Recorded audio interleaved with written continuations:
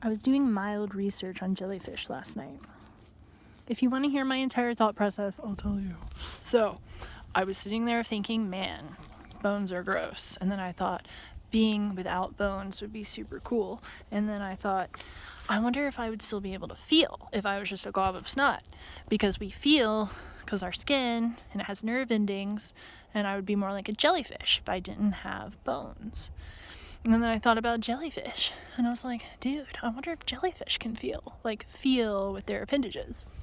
I wasn't specifically looking for if they could feel pain.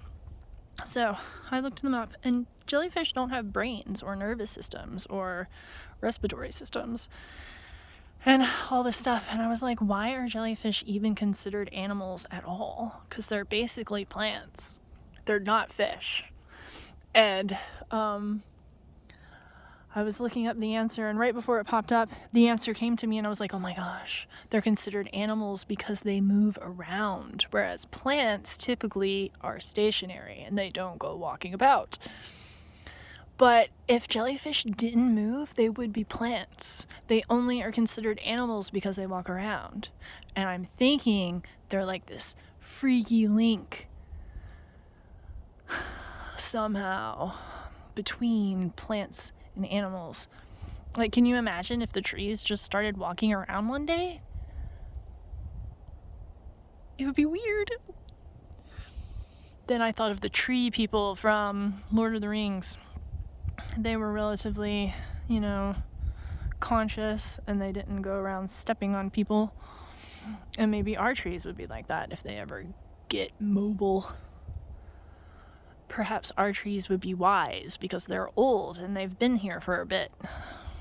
Or maybe because they're so wise, if trees ever did get mobile, I wonder if they would try to stomp out humanity with their root feet. I don't know. Maybe. Who knows?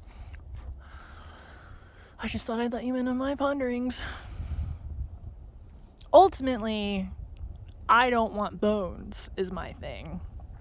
I understand as a human being, I would not exist without bones. I just think they're gross.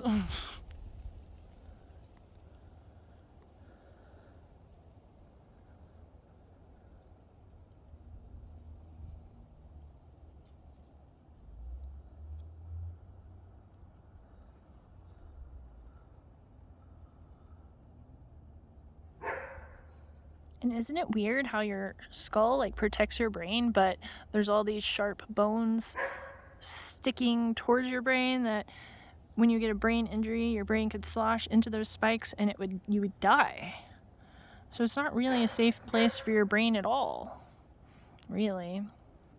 And another thing, why do you identify with your body? Do you identify with your body? Do you look at yourself in the mirror and you're like, oh yeah, that's totally me? Because I identify with my brain. I am not this meat suit, I am my brain, the thinker, the thoughts, the creator of worlds.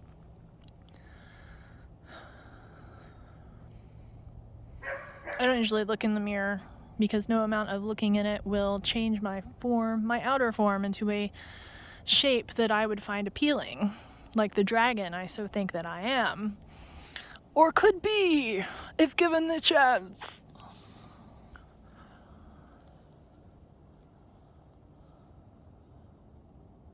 So I don't usually spend time looking in the mirror. I just don't understand why you would consider yourself this body when your brain controls everything. Without your brain, you are nothing, literally. Your brain is what keeps you alive. Your brain is what keeps everything going. So why wouldn't you identify as your brain instead of your meat suit?